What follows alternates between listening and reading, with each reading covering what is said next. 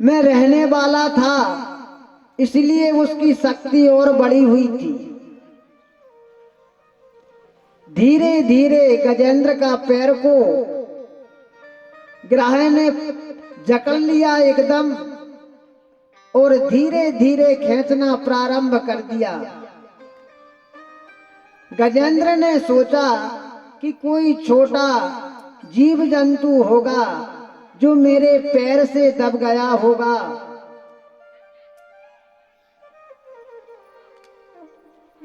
अब सरोवर में तो अनेक प्रकार के मगरमच्छ जीव जंतु रहते हैं।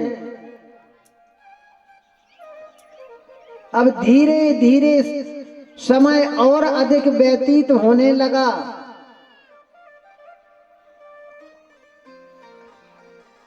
अब गजेंद्र के पैर में खून की धारा बहने लगी, तो बहते बहते वह खून की धारा एकदम इतनी तेज हो गई कि ऊपर उस सरोवर में पानी में जल में दिखने लगा अलग से लाल लाल रक्त। जैसे ही गजेंद्र की पत्नियों ने और बच्चों ने देखा कि पिताजी के पैर में से खून बह रहा है और वो धीरे धीरे ऊपर दिखाई पड़ रहा है, गजेंद्र से कहा, गजेंद्र को समझाया। गजेंद्र कहने लगे कि भला ऐसा कौन सा जीव हो सकता है जो मेरे पैर को पकड़ ले।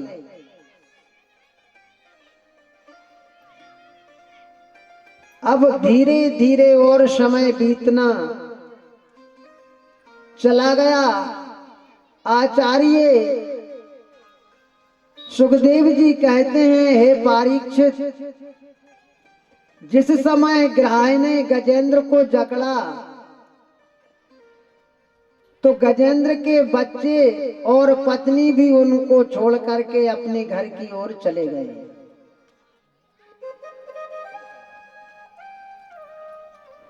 विपत्ति के समय कोई किसी का नहीं होता है।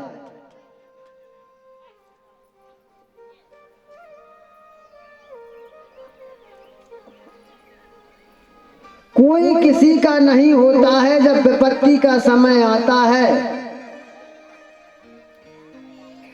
और जब विपत्ति नहीं होती है तो अनेकों साथी होते हैं। सज्जनों सुनिए, विपत्ति के समय में गजेंद्र की गजराज की पत्नी और बच्चे भी छोड़ करके चले गए अपने घर की ओर। उन्होंने सोचा कि अब पिताजी को तो किसी ने पकड़ लिया है, और उन्होंने बहुत परिश्रम किया, निकालने की कोशिश की, लेकिन उन्होंने जब हार मान ली तो अपने घर को सब चले गए।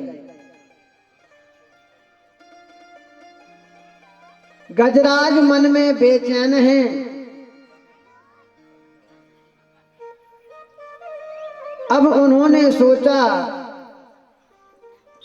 कि कोई किसी का नहीं है। उन्होंने केवल भगवान नारायण का स्तवन किया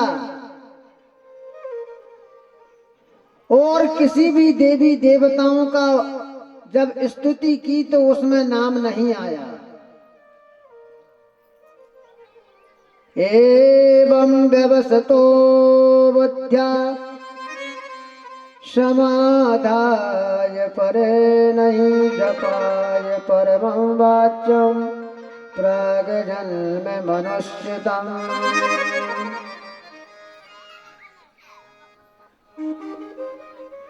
किसी भी देवी देवताओं का नाम नहीं आया, केवल नारायण का स्मरण किया गजेंद्र ने। अब भगवान ब्रह्मा जी बैठे हुए थे।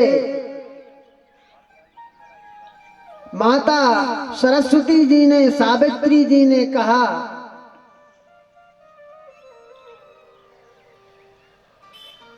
कि गजेंद्र सरोवर में डूब गया है और ग्रह ने उसको जकड़ लिया है, इसलिए आप चले जाइए उनकी रक्षा के लिए।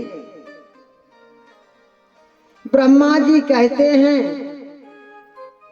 कि मेरे मन में एक भाव और प्रकट होता है। सावित्री जी कहती हैं वह कौन सा भाव है स्वामी? तो ब्रह्मा जी बोले कि गजेंद्र ने मेरा नाम ही नहीं लिया, केवल नारायण का स्मरण किया है, नारायण का नाम लिया है। नारायणं नमस्कृत्य नरं चैव नरोत्तमम्। केवल स्तुति में भगवान नारायण का स्मरण किया है।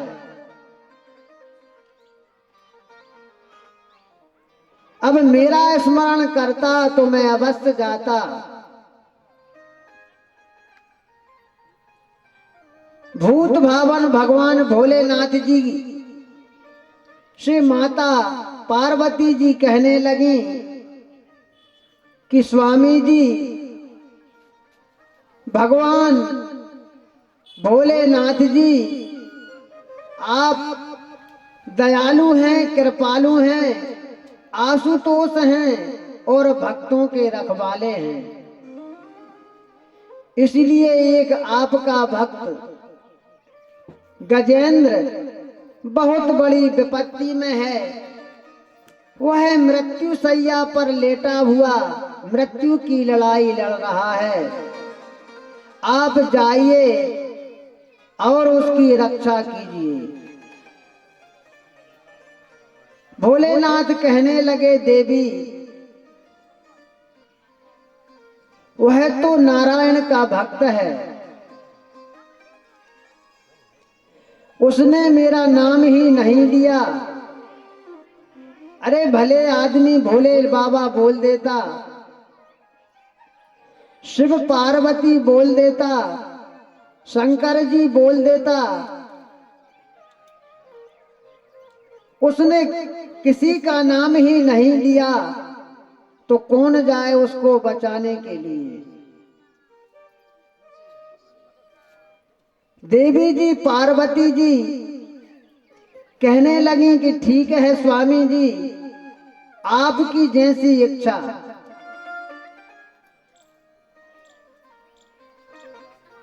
आचार्य सुखदेव जी कहते हैं, हे परीक्षित, भगवान विष्णु जी ने आदेश दिया गरुड़ जी को, क्योंकि भगवान विष्णु के वाहन हैं गरुड़, और गरुड़ जी से कहा कि हे गरुड़ जल्दी आओ, मेरा भक्त मेरे लिए पुकार रहा है, वह बहुत बड़ी विपत्तियों से घिरा हुआ है।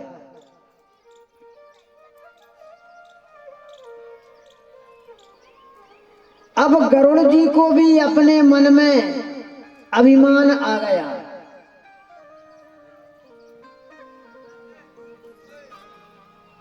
गरुड़ जी को जब मन में अभिमान आया तो वह धीरे धीरे कार्य करने लगे और भगवान नारायण को बहुत जल्दी थी।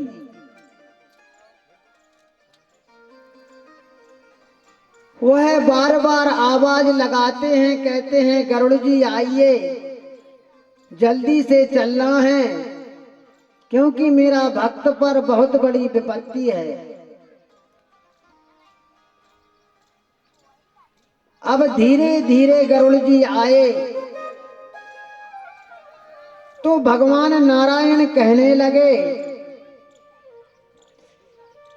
कि गजराज का तो मैं, गजेंद्र का तो उद्धार बाद में करूंगा, लेकिन पहले मैं गरुड़ जी का अभिमान को दूर कर दूं। जैसे ही गरुड़ जी आए और उनको देख करके भगवान नारायण ने अपनी छोटी